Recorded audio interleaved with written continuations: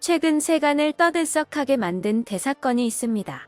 미국의 1급 기밀 정보가 대거 유출된 것인데요. 이 사건은 지난 8일 최초로 보도되었습니다. 누군가 종이에 인쇄된 펜타곤 내부 문서를 핸드폰으로 촬영해 올린 사진에는 우크라이나 전쟁을 비롯해서 미군이 전 세계에 걸쳐 미치고 있는 알려지지 않은 영향력에 대한 정보들이 담겨 있었습니다. 적국은 물론이고 동맹까지도 미국의 공작 대상이었다는 점이 밝혀져 그 대상이 되는 나라들은 난리가 났습니다. 특히 한국도 여기에 포함됐는데요. 한국이 극비리에 해외로 포탄을 수출하기로 한 계획이 전부 드러나 버렸죠. 이번 사건에 대해서 그 콧대 높은 미국조차도 드물게 자신들의 잘못을 인정하고 고개를 떨궜습니다. 그러나 이미 엎질러져 버린 물. 세계 각국은 유출된 정보에 대해 각자의 반응을 내놓고 있는데요. 한국의 경우 끝내 우크라이나 전쟁에 대한 중립 포지션에서 벗어나 포탄 수출을 통한 지원을 하게 될 것으로 보입니다. 그런데 그 수량이 어마어마해서 그간 이유 등이 한국에 그토록 끈질기게 포탄을 요구했던 것이 그럴 만한 이유가 있었다는 것이 밝혀졌습니다. 자세한 내용을 함께 알아보겠습니다. 지난 5일 미 국방부는 정례 브리핑 자리에서 우크라이나 전쟁의 탄약 보급 상황에 대한 화두를 꺼냈습니다. 8일 기밀 유출 보도가 터져나오기 직전이었죠. 이 자리에서 사브리나 싱 미국 방부 부대변인은 미국이 우크라이나 전쟁에서 엄청난 양의 탄약을 소비했다는 마크 밀리 합참의장의 최근 의회 청문회 발언과 관련해 미국은 탄약 비축분을 어떻게 보충할 것이냐는 질문을 받았습니다. 그리고 이에 우리는 우리 군의 준비태세와 비축분에 초점을 맞추고 있다고 답했습니다. 덧붙여 그것이 우리가 탄약 획득에 집중하고 우크라이나에 대한 공급뿐 아니라 우리의 비축분을 보충하기 위한 계약을 지속하는 총체적인 부서를 갖고 있는 이유라고 말했습니다. 이어 우리는 탄약이 우크라이나의 우선순위 중 하나라는 것을 알고 있다며 따라서 우리는 그들이 전장에서 필요한 것을 제공하면서도 우리 군의 준비태세를 유지하기 위해 파트너 및 동맹 국가들과 계속해서 협력할 것이라고 강조했습니다. 그런데 이러면서도 미국이 한국에서 구매하는 탄약이 우크라이나로 보내지는 것인지 미국의 탄약고를 보충하기 위한 것인지에 대한 질문에는 더 이상 구체적으로는 언급하지 않겠다며 말을 아꼈습니다. 현재 우크라이나의 전장은 하루에도 수천 발씩의 포탄이 날아다니는 불지옥이 되어 있습니다. 여기서 우크라이나가 그나마 조금이라도 오래 버티려면 맞불 삼아 쏠 탄약이 절실한 상황인데요. 유럽 국가들은 진작에 재고를 탈탈 털어서 자기들 쓸 것도 모자란 상황이고 미국 역시 몹시 허덕이면서 겨우겨우 포탄을 지원하고 있는 것이 현실입니다. 상황이 이렇게 되자 전 세계의 시선이 포탄이 산과 들에 썩어넘친다는 나라로 쏠리게 되었습니다. 바로 한국이죠. 한국은 우크라이나 전쟁 개전 이후로 줄곧 살상 무기는 지원하지 않고 인도적인 지원만을 하겠다는 입장을 고수해왔습니다. 하지만 나토와 EU는 한국이 탄약 지원으로 그들의 행보에 동참하기를 계속해서 요구해왔죠. 한국은 이미 10만 발씩 2번에 걸쳐 미국에 탄약을 넘겨준 일이 있었습니다. 그러나 2번 모두 최종 사용자는 미국이라는 조건을 달아서 보냈고 이를 통해 한국은 우크라이나에 대한 직접적인 살상 무기 지원이라는 돌아오지 못할 강을 건너지 않고 버틸 수 있었습니다. 사실상 우크라이나에서 러시아와 대리전을 치르고 있는 미국은 서방 세계 각국의 물자 지원을 종용하고 있는데요. 이미 많은 전문가들이 지적하고 있었고 이번 유출 문건에서도 확인할 수 있었듯이 미국이 더 이상 2차 대전 시절과 같은 압도적인 군수물자 생산량을 뽑아낼 수가 없기 때문이었습니다. 미국의 끈질긴 설득과 물밑에서 약속한 보상으로 결국에는 주력 전차의 지원까지 이끌어냈고 조만간에는 미국산 전투기도 지원될 가능성이 보이는 상황이 됐습니다. 여기에 참여한 국가들은 모두 미국이 약속한 무언가의 보상을 보고 이 행렬에 뛰어든 것인데요. 서유럽의 강대국들뿐만 아니라 동유럽의 중소국이나 북유럽의 중립국들까지 없는 살림에 중립국 지위까지 집어던지고 무기고를 탈탈 털어 우크라이나에 보낸 데에는 그런 뒷배가 있었습니다. 그러나 한국은 지정학적 특성상 이웃이나 마찬가지인 중국과 러시아를 적보다는 하나의 시장으로 취급해왔고 그래서 하루아침에 무턱대고 이들을 적으로 돌릴 수는 없었습니다. 미국이 약속하는 보상이 어지간히 큰 것이 아니고서야 이만한 시장을 내버리는 이유는 될 수 없었죠. 그런데 뜻밖의 사건으로 인해 상황이 뒤바뀝니다.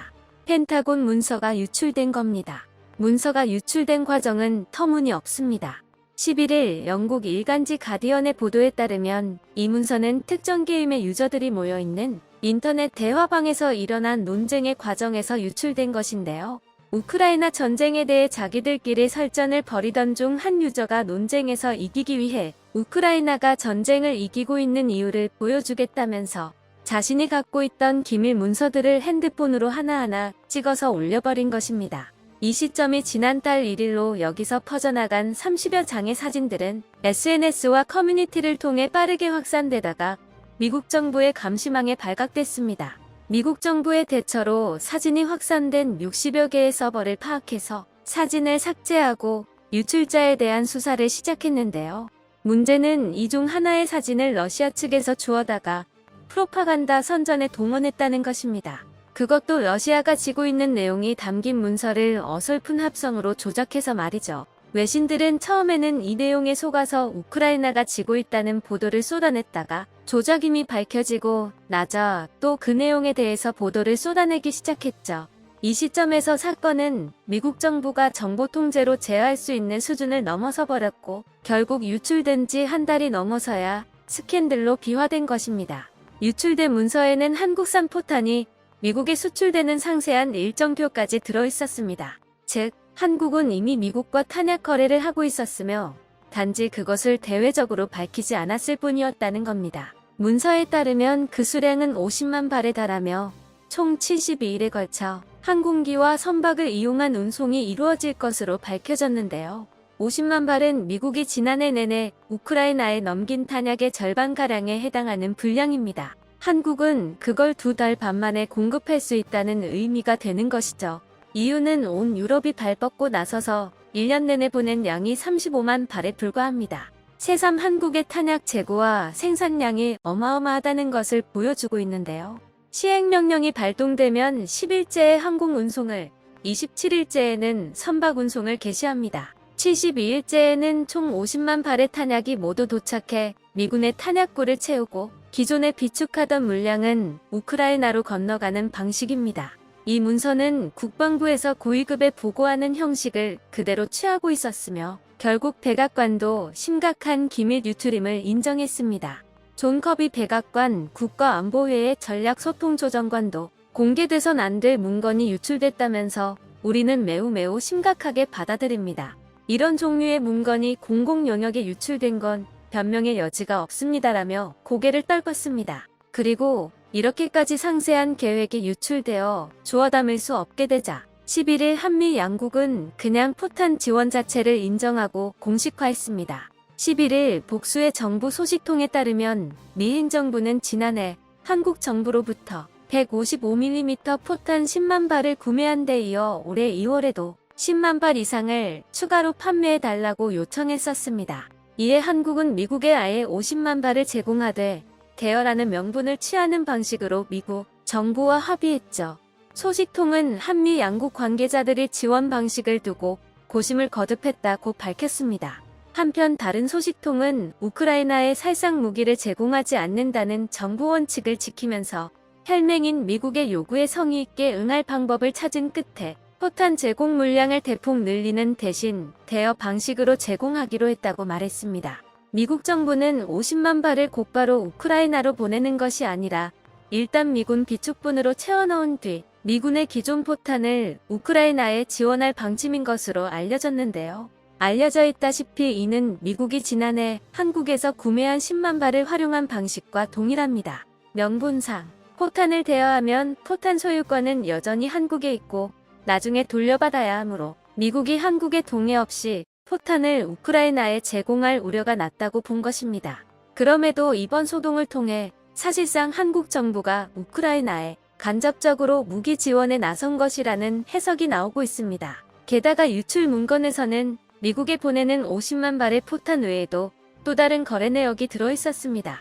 이번에는 33만 발의 포탄을 독일을 통해 폴란드로 보낸다는 내용이었죠. 마찬가지로 전체 기한은 72일, 항공편으로 보내는 방식입니다. 디데이 열흘째에 4,700여 발, 41일째에는 15만 3천 발을 전달한다고 적혀 있습니다. 중간에는 미국이 보관하고 있는 전쟁 물자를 뜻하는 WRSA라는 약어와 함께 추가되는 물량을 표시해놨습니다.